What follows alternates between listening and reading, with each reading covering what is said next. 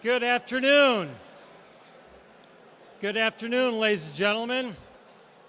Good afternoon. I'm Steve Gregorian, President and CEO of the Detroit Economic Club. Welcome to today's special meeting. It is a big birthday year for the DEC, 90 years of incredible speakers and networking, and that tradition will continue today. I especially want to welcome our DEC members, and if you're not a DEC member, just give me 10 seconds to convince you. Your next prospect, client, job, maybe even best friend is right here in this room.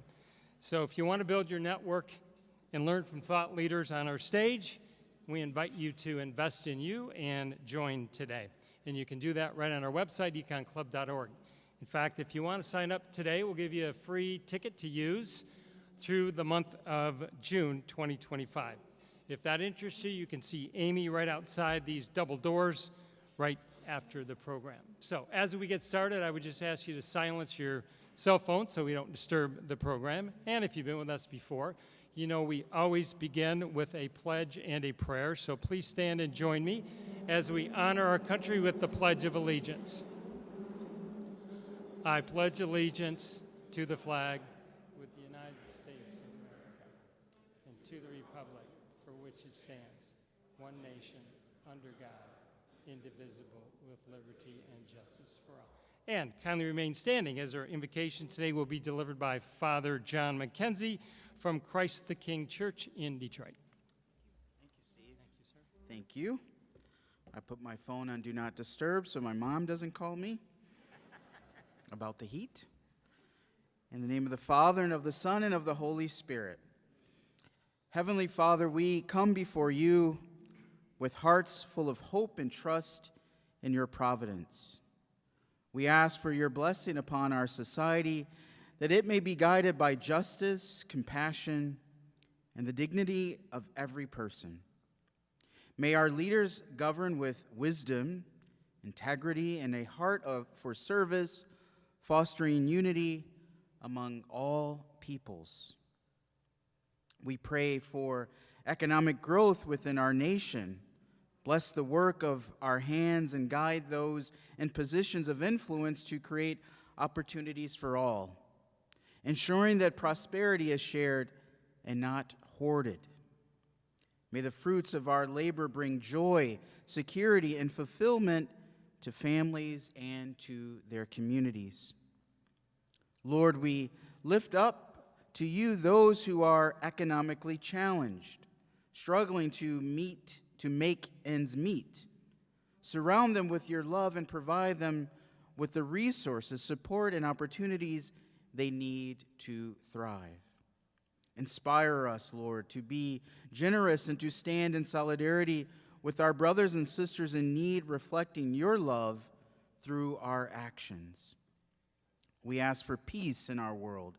O Prince of Peace, heal divisions, mend broken relationships, and calm the storms of conflict that plague nations and neighborhoods alike. Fill every heart with the grace to forgive and seek reconciliation. Teach us to be peacemakers, sowing seeds of hope and harmony. Finally, Lord, we give you thanks, Lord, ahead of time for hearing and answering our prayers.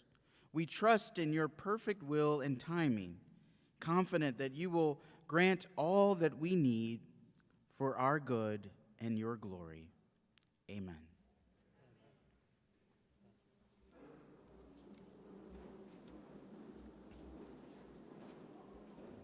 Father John, thank you. Your mother called me. You've got to do a better job of cleaning up your room. All right, a couple of thank yous. Thanks to WJR, who's doing their focus show live from today's DEC meeting right outside this room. And also thanks to WDIV and Lawrence Tech University and Detroit PBS for live streaming today's meeting. If you've been with us before, you know we love having students here. They're here today and always courtesy of our generous corporate sponsors. Their morning already included a private reception with Governor Kugler. Let me tell you who is with us. Please hold your applause to the end. We've got students from Lake Orion High School, thanks to Steve and Leah from the Qualigence Group. Northville High School, thanks to Steve Davis, Comerica Bank.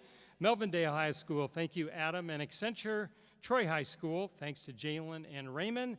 And it's always good to have the Manugian students in the house with us, thanks to Mark Douglas from Avis Ford. Now you can join me in a round of applause to welcome those students and thank their sponsors. A couple of quick things on your table. I always want to shout out our corporate sponsors and partners. We would not be here if it wasn't for their generosity, so thank you if you're part of those organizations. If you want to become one of those and help us with our mission, we'd love to talk with you. Just reach out to me and we'll have a great conversation. Also on your table is our season lineup, and with today's meeting, we conclude a really busy fall, and we'll get right back into it in the new year. Our always popular Michigan Economic Outlook meeting will take place on January 21st. So if you don't have tickets for that one, you want to get your tickets. And we're busy programming the first half of 2025. So you'll look for announcements, and those will be coming out soon. So 90 years of speakers, and those speakers always tell the history of our country. And Governor Kugler, you now join a list of 26 other speakers who joined our stage on this day, December 3rd. And way back in 1934, I had to Google him, it was the DEC's first year, a gentleman named Lester Kirk addressed the DEC about investing in bonds. 1945, Leonard Read was the founder of the Foundation for Economic Education, and that organization still exists today. Also on this date, 2 Chinese ambassadors to the U.S. That's a big deal if you think about the years. 1956, Ambassador Tong. 1987, Ambassador Zhu. Of course, it's always our honor to host a Federal Reserve Board governor, so we're pleased to add you, Governor Kugler, as our 27th speaker on this day in DEC history, so congratulations and thanks for being with us today. Finally, you can use your smartphone and be involved in today's programs. We want you to take lots of pictures and share them with your social media network. And you can always submit a question for Governor Kugler using the QR code on your table. And those questions are going to make their way to our presiding officer, who I'm about to put to work. Jason Tinsley is Vice Chair of J.P. Morgan Private Bank. He is a DEC board member, an amazing supporter of our club, and me personally, and a great friend. Jason does so much for us here in the city, region, and state. Ladies and gentlemen, please welcome Jason Tinsley.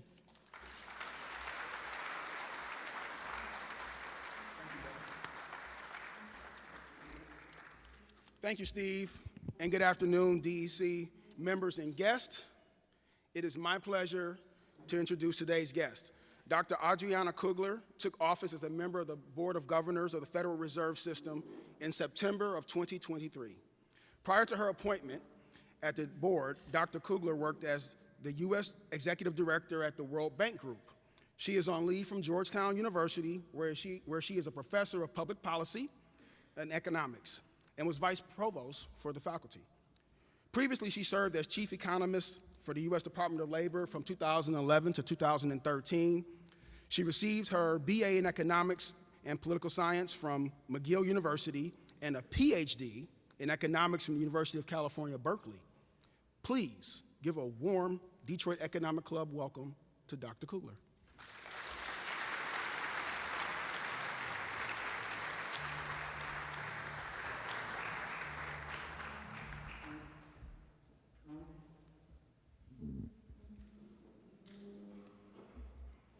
So I'm a shorty, so I have to adjust the mic. So thank you, Jason, for that very generous introduction, and thank you for the opportunity to have me here in Detroit today. This visit has allowed me to see many encouraging signs in this region. Growth here in downtown, there is famously hardworking labor force, and the greedy Detroit Lions, with 11 wins under their belt and counting. Yes. Believe me, the nation is taking notice. But truly, one of my favorite things about serving as a governor at the Federal Reserve Board is visiting precisely communities across the country and hearing directly from people like you, families, workers, and businesses.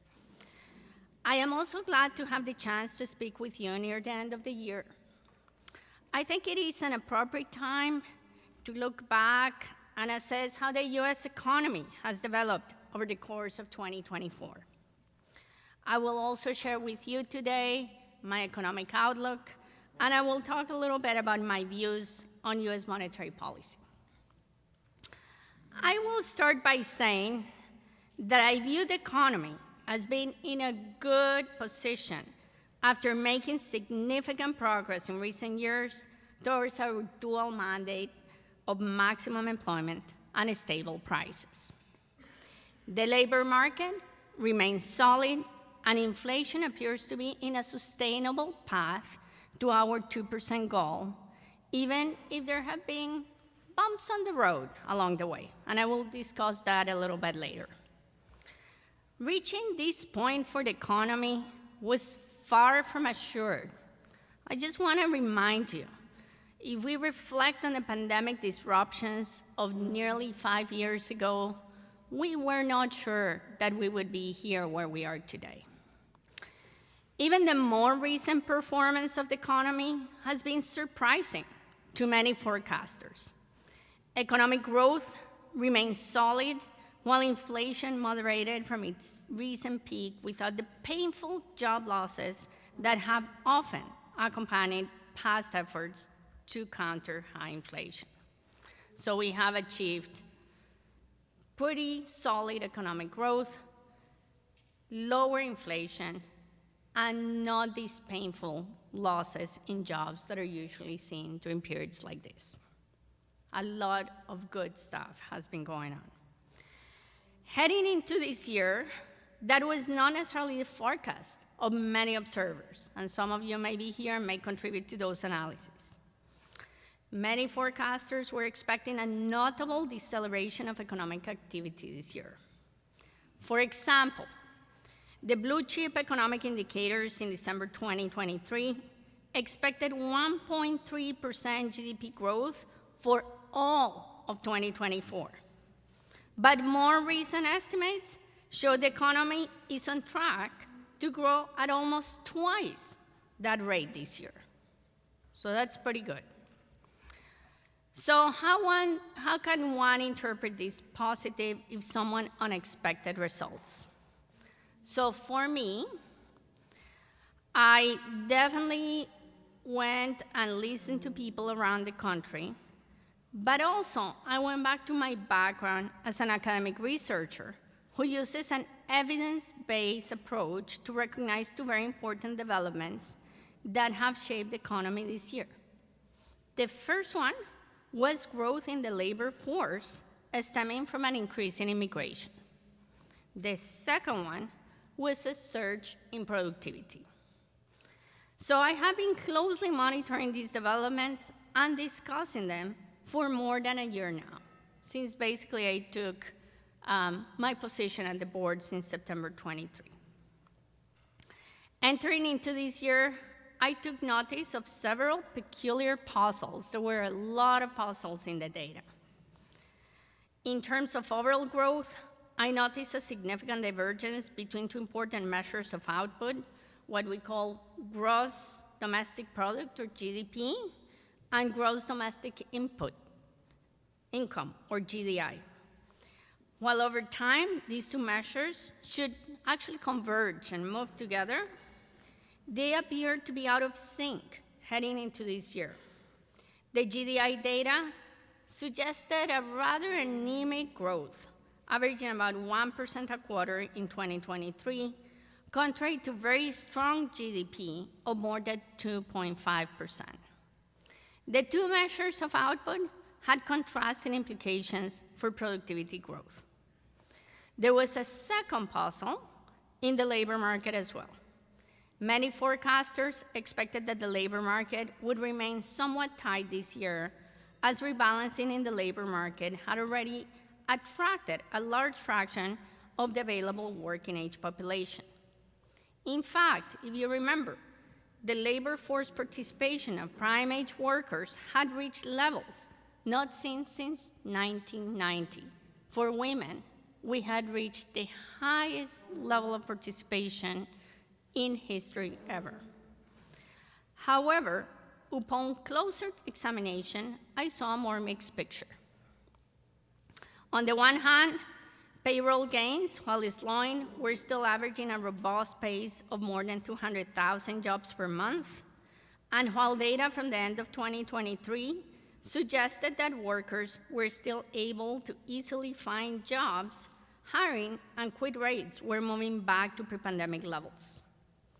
But in certain industries, such as healthcare and leisure and hospitality, employment had not yet returned to pre-pandemic levels, raising questions about whether the supply of workers for those fields could actually keep pace with demand. On the other hand, the unemployment rate was flat instead of declining. This was puzzling, considering a robust pace of payroll gains and the assumption that labor supply was constrained. And the two most important labor market surveys sent somewhat divergent signals. The payroll survey of employers showed hiring was abnormally above the gain recorded by the survey of households. This raised the question of whether the economy was expanding at a robust pace, as indicated by the payroll survey, or showing probably slowing, as suggested by the household survey. In considering this question, I interpreted the strong pace of payrolls from the establishment survey and the cooling following these various measures of resource utilization as a signal that perhaps the official population estimates were understating to the downside. Starting at the end of 2023, I asked, what if substantial increases in the labor force due to the arrival of workers from other countries had not yet been picked up in the census estimates? We had seen this picture before. In the late 1990s, official measures of the population were substantially revised up due to mismeasured immigration. During this period, establishment and household counts of workers also significantly diverged, so it helps to go back and look at history. And a third puzzle with inflation also warrants attention. Inflation had steadily progressed towards the FOMC's target during 2023, perhaps faster than some economists expected. The personal consumption, or PCE index, eased from a peak of 7.2% in June of 2022 to 3% at the end of 2023. And then, likewise, you saw a decline in the less volatile measure of core inflation from a peak of 5.6% in February of 2022 to 3% at the end of last year. And wage growth measures were consistent with inflation actually falling. But this could only be true if labor markets were cooling and if productivity was growing, which was not what forecasters were suggesting at the time. At the turn of the new year, new data and other economic developments appeared to cloud the picture even farther, so just to confuse you even more, right? An uptick in consumer spending and overall economic activity in the fourth quarter of 2023 and a stretch of above-trend hiring gave a signal of unexpected strength to the start of the new year. Adding to the puzzle, however, core inflation rose 0.5% in January, a notable acceleration from an average monthly increase of 0.15% in the previous quarter. A stronger than expected economic activity, faster hiring, and a reacceleration of prices gave some economists concern, or at least pause. Was this a temporary acceleration or a more sustained reheating of the economy? I, for once, viewed this as likely temporary, as it turned out to be. My view has always been that we need to measure progress in the fight against inflation, not judged by one number or not even two numbers, but by the trends. We cannot just look at one data release and panic We have to look at the trends and to see how things are moving forward. I also anticipated that the progress of bringing down inflation was likely to be sometimes a bumpy one, so you have to live with that uncertainty sometimes. However, I view the elevated inflation readings as partly stemming from seasonal and one-off factors not fully accounted for in the data. In addition, price changes in some categories are really difficult to measure. That is particularly true for certain service categories for which direct sources of prices are just not available. For example, the cost of living in an owner-occupied home, or costs associated with certain financial transactions, such as portfolio managers. And as I have also discussed, this slow adjustment in relative prices or markups may have contributed to bumps on the road towards this inflation. Indeed, by the second quarter of the year, it became very clear that the earlier firmer inflation figures were indeed temporary. Inflation has stepped back down to average monthly increases of less than 0.2%, probably in part due to the cooling of the labor market, which I will discuss in a moment. With the labor market less tight and wage growth moderating, that in turn allowed prices for labor-intensive services to moderate, and that really helped us in the fight against inflation. There was another important development earlier this year. Estimates of population growth were revised substantially higher, as I had suspected. In fact, the Congressional Budget Office released a report showing these revisions.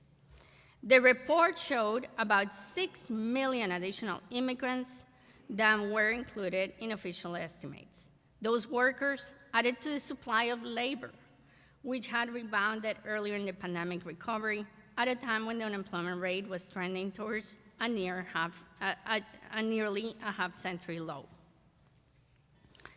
That information was consistent with my hypothesis that the strength in the economy was in part due to a larger than estimated labor force, or what economists call a positive supply shock. You may all be familiar with the negative shocks that we hear about, these negative supply shocks, like the pandemic causing constrained supply chains. But the increase of workers was a positive shock and is notable because the underlying demographics of the US heading into the pandemic were consistent with a slow-growing population and a labor force with lower participation. And that dynamic only got worse with the pandemic. If you remember, we had excess retirements, and we had a fall in immigration during that time too. So we had a scarcity of workers, as many of you experienced here in the room. In terms of the labor market, I anticipated that after several months of strong growth at the turn of the year, the labor market would cool significantly. And indeed, by the middle of this year, the process of the labor market normalizing was in fact taking shape.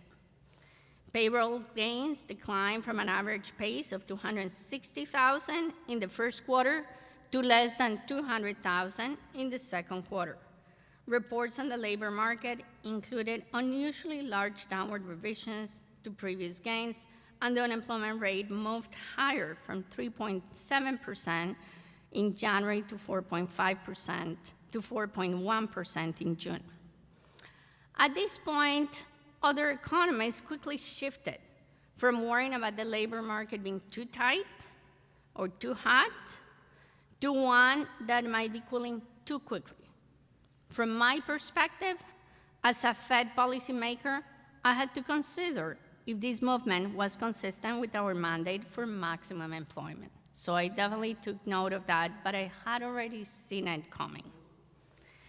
Even with the easing in the labor market, consumer spending and overall economic activity continued to show solid growth.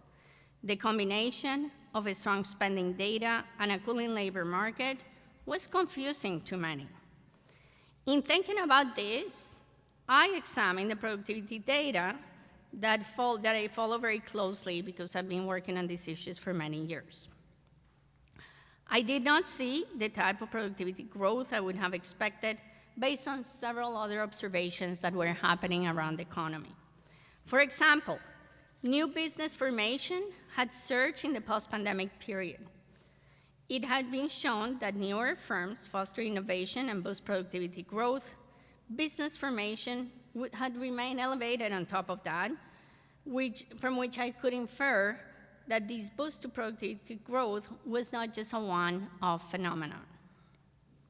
Also, in the post-pandemic period, workers switched jobs at higher rates than typical. You all remember the Great Resignation that we all talked about at the time. This likely led to better matches where workers can find more productive uses for their skills.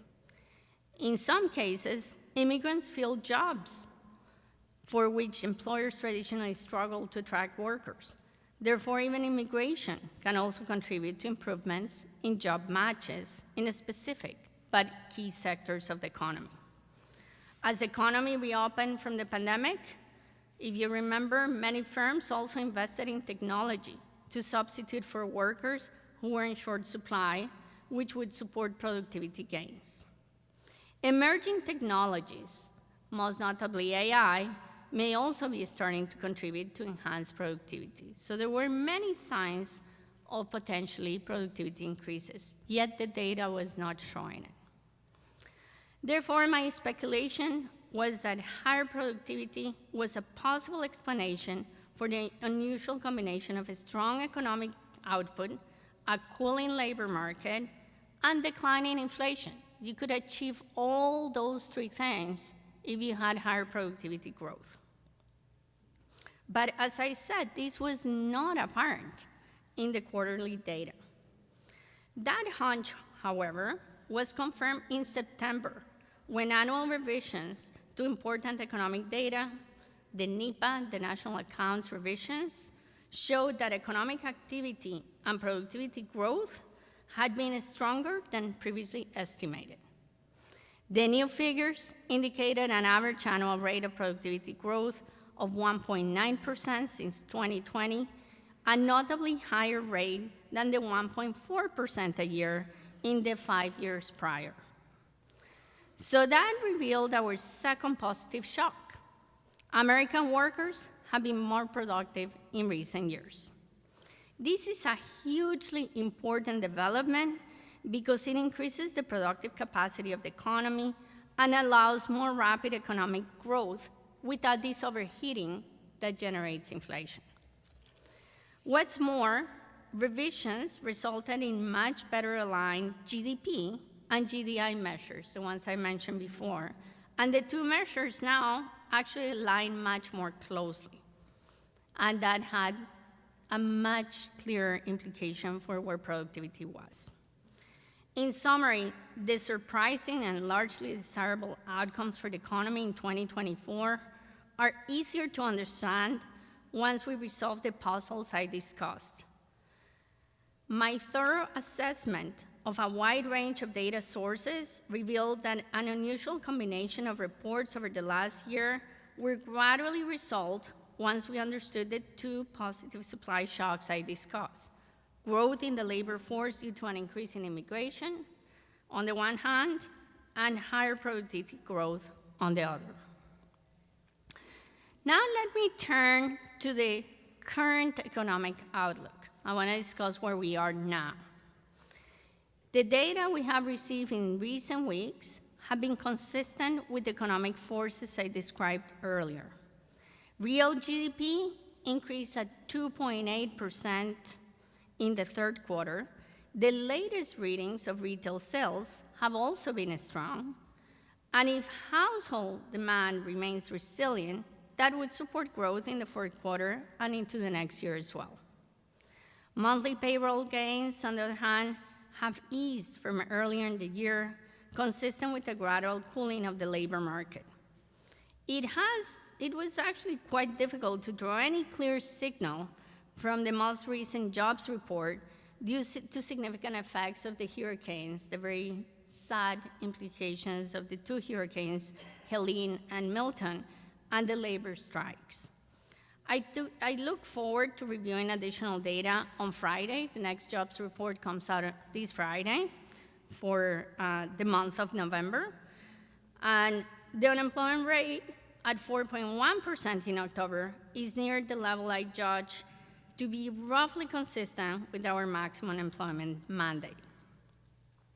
After rising earlier in the year, the rate has established through this partly due to some withdrawals from the labor force. That bears watching moving forward. So I'll be watching very closely whether the unemployment rate continues to move up.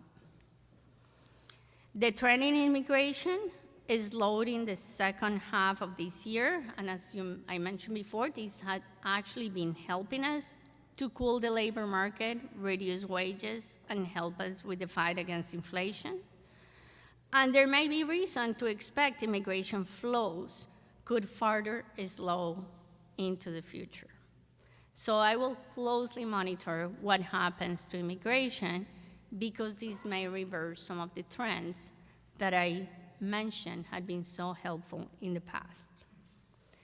Inflation readings released last week showed that the overall PCE prices rose 2.3% over the 12 months ending in October, and core PCE prices increased 2.8%. I still view those readings, as of now, as consistent with inflation and a path to return to our 2% goal, and I am encouraged that inflation expectations appear to be very well anchored. This is where people think that expectations, that inflation will go into the future. Those remain close to our target. But they also show the job is not done yet, right? Core inflation at 2.8% and our target is at 2% means we're definitely not done yet. Housing services inflation in particular remains stubborn. And while global contributions to inflation have been mostly modest in recent months, it is difficult to predict future pressures. We're gonna remain vigilant to the wars in the Middle East, to the Russian invasion of Ukraine. We're going to remain vigilant to what happens with China and the Chinese economy, all those things that also affect us here in the US. I have observed that the Trade Policy Uncertainty Index has risen in recent months, likely reflecting risks of changes in trade policy. Of course, the incoming administration and Congress have not yet enacted any policies, so it is too early to pass any judgments. Studying the specifics when they come out will be very important, as trade policy will likely affect both productivity and prices. I will make assessments about what the net effects of any policy changes will be on prices or employment, and how the balance between the two legs of our mandate will be affected by any trade policy changes.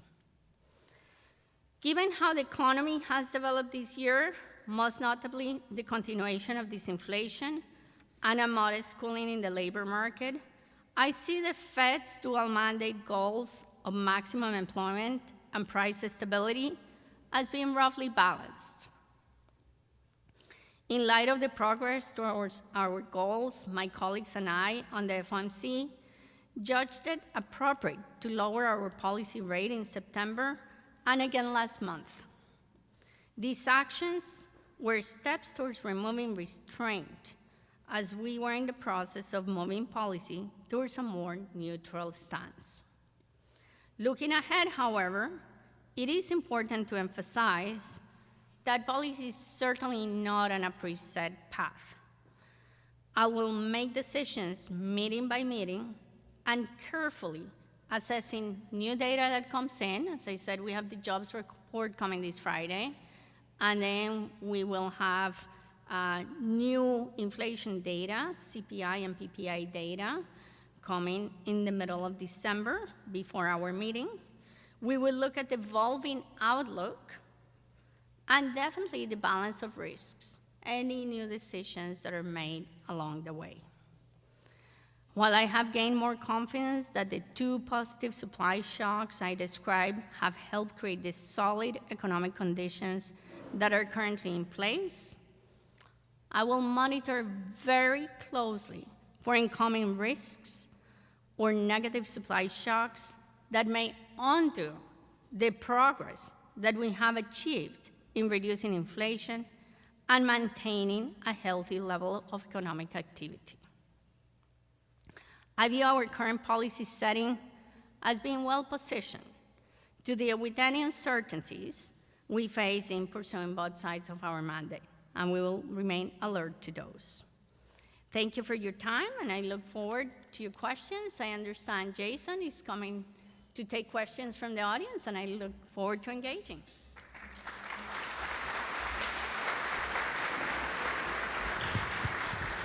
Thank you, Dr. Kugler.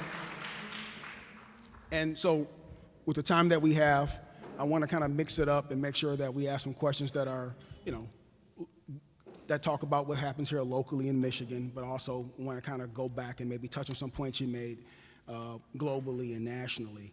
And I think I'll start with Michigan, actually. I think that's important for our audience. Agriculture is a massive business in Michigan and is very reliant upon migrant labor. What impact would the idea of deportations, what impact would that have probably nationally, because this wouldn't be the only state potentially that may be affected by that? So thank you so much for your question, Jason. Of course, as I mentioned before, I don't want to comment on a specific policies, some which may have been announced, but we don't know what exactly is going to be implemented. We don't know about the timing of those policies. So I don't want to engage on specifics because I think we just don't know yet. There is a lot of uncertainty. But I do want to point out, I guess, to what I said in my speech, that in certain sectors, right, immigration has been very helpful at meeting the needs of a very scarce labor force that we had at the time, in bringing down and moderating wages, in reducing services inflation in those sectors that rely on labor heavily. So presumably, right, a retracing of that may have a different effect. But again, I don't want to pin things down because we just don't know the exact shape of the policies that may be put by the new administration. We don't know the timing, so I don't want to enter into specifics. I just want to point out to the positive impacts that we have seen immigration have up until now. Perfect. Now, we touched on this as well in your presentation. Last week we learned that the real GDP increased 2.8% for third quarter, and that appears to be another strong quarter for real activity. Do you think the economy has the potential to overheat again, or are we still in a good spot? Oh, that's a really great question. So I want to point to some of the things that I mentioned in my speech in that regard too. As you said, that's definitely very strong growth right there, 2.8%, and so far this year it has been 2.9%. If you look at the last time we were in a recovery, it was 2.4%, right? So we're definitely in a much better place. So as I mentioned, how have we gotten there? It's productivity growth, right? So we have been able to have this much economic activity without overheating the economy, without creating really high prices. And the two can live together. And that has been the beauty of what this episode that we have just lived through, that we have seen a lot of economic activity without the overheating because of this productivity growth. Now, the issue is this going to be sustainable? And so far, so good, right? These revisions that I mentioned, that I saw coming, actually, I think that business formation and the new businesses that are really dynamic and productive, that keep the economy going, will likely help us. But I also want to point out that there are other things, other policies and other measures which may affect productivity. So I don't want to predict right now without knowing what is going to happen on other ends, what is going to happen to productivity. I think productivity is in a good place now, and that has helped us, and that's how we are where we are. But I think we have to remain very attentive about how productivity may change in response to some other policies. Thank you. Now, in the speech, you spent some time, but maybe we want to have you come back and talk about the latest employment report. What signal do you gather from the latest report? Are we at full employment? And what are the risks that you may see affect labor markets going forward? Yeah, so I love talking about labor markets. That's my specialty. So I'm so happy to talk about the last report, which was really confusing and really crazy. So we had been receiving these reports at 200,000, right, earlier in the year, 150, maybe earlier in the fall. Then come Helene and Milton and the Boeing strike, and we got a report with 12,000 jobs. Right. So huge step down. So what happened there? Helene and Milton can probably account for a destruction of about 60,000 to 80,000 jobs. And then you have the strike, which accounts for about 45 to 50,000, 30,000 from Boeing, 20,000 from the suppliers. So right there you have about between 100 and 120,000 jobs. So really, right, that job report should have shown something much stronger. So what usually happens is the next report we're going to receive Friday, and maybe the one we get in January for December will bounce back. So we'll see some bounce back, maybe not fully, but we'll see some of that.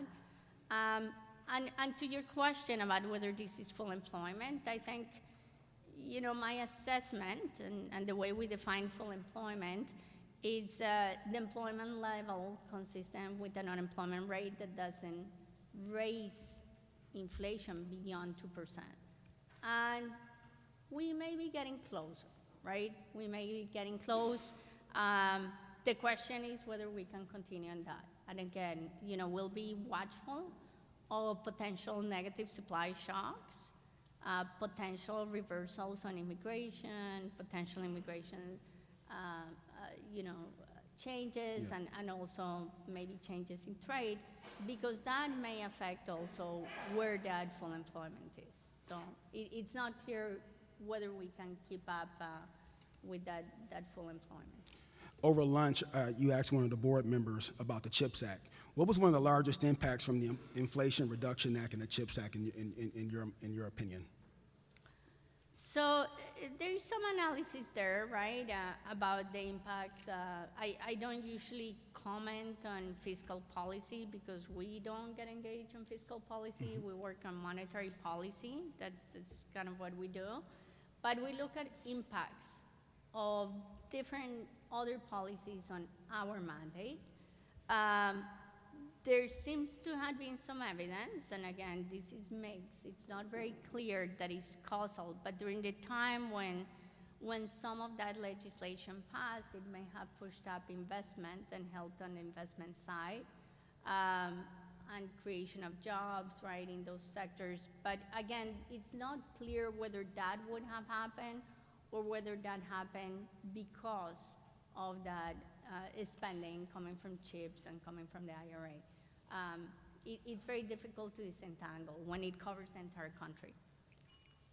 Got it. And you touched on this earlier, and I think we're seeing it in most corporations, and we're starting seeing it at home. Maybe just touch on a little more about maybe the long-term benefits or negative impacts to labor with your thoughts on AI and how it can impact jobs in the coming years. That's a great question, right? So there can be different effects from AI, and I don't think we've fully seen them, right? We're just starting to touch the surface of how much AI can do in different industries. There is a really great survey, the Business Trends and Outlook survey from the census, that actually it shows adoption of AI in different industries. It shows that about 15 different industries have already adopted, firms in those industries have adopted AI, more than 20% of them. So take-up seems to be happening, but it's not fully embraced in all parts of the economy yet. I would say there are kind of three different ways in which AI can affect workers. One is by displacing them. It can take away jobs, especially from people, who are behind screens or in desk-type jobs. It can complement jobs of others. So it can complement jobs of other people, just like robots, right? People who do very manual stuff, but also people in R&D, right? It can complement jobs of those who can work jointly with AI. And then the third one is that it can create new tasks that need to be done on the job. For example, you need programmers, you need people to do design interface, you need new people to do new things. So although there is a displacement effect that can happen, it's not clear yet whether these two other effects could actually help to create some new jobs or could help to make some people even more productive at the workplace. I think it's too early to tell. Yeah, early to tell, but we're starting to see some green shoots of productivity, so we're excited about that. We only have 2 or 3 minutes left, so we're going to have some fun now. This is called our lightning round. I like that. All right. So, give us something. I'm hoping it's the number one thing, but give us something on your bucket list. Something in my bucket list. So I've visited about 10 national parks across the country, and I guess there's some others that I still want to visit. One here in Michigan, the Rocks National Lakeside, right? I want to go there. I want to go to Zion National Park. I want to go to Glacial National Park. So there, Mount Rainier National Park. So there are a lot of parts of the country that I still want to explore and definitely go to. All right. Well, let me ask this real quick. I know it's clear to me I can't ask you your favorite park, but from an experience standpoint, is there one that stands out more than others? Yeah, I just visited Yellowstone. As you know, we have this huge economic conference in August in Jackson Hole. Yes. And that was just absolutely spectacular. Got it. What was your very first paying job? Oh, I worked as a waitress. So that's why I'm so grateful to all the staff who served us today. Because, I didn't get a chance to tip them, but I remember what a low wage I got, and I had to be very nice, and sometimes people would not tip you. But, no matter how nice you were. But the most wonderful thing I remember about that job is that I was in the privileged position to be able to talk to the people in the kitchen. They were all Spanish speaking, so all my coworkers, the other waitresses, would come and ask for help because I was the only one who could talk to them. and they pulled my dishes out first before anybody else's, so they helped me out. Okay, real quickly, last TV show that you binge watched. The Bear. The Bear, that was, it keeps you on the edge of your seat. I don't know how it qualifies as a comedy, and, deservedly, it got so many awards, but definitely not a comedy. It keeps you on the edge of my seat. It's a good one. And if you could pick any musician or band for a private concert in your backyard for family or friends, who would it be? Shakira, all the way. I've seen her in concert. I remember, you probably all saw her in the halftime Super Bowl of February 2020, right before the pandemic. We had lots of friends over, and we watched her on TV. I've seen her in concert, but having her in my backyard, that would be incredible. And then our final question, advice to your 25-year-old self. Yeah, I would say don't second guess yourself. Don't be so harsh on yourself. Pick yourself up always and learn from those experiences, which at the time may seem really, really hard. But once you look back, you laugh at them, you figure it's not such a big deal, but you learn from them. Because we're our own worst critics, I think. And you need to give yourself credit. You need to give yourself credit, keep moving forward, and learn from any experiences that may be unpleasant or difficult at the time, but don't be so harsh on yourself. That's great advice to any age. Dr. Kugler, thank you. Thank you. Thank you so much. Robust audience. Thank you so much.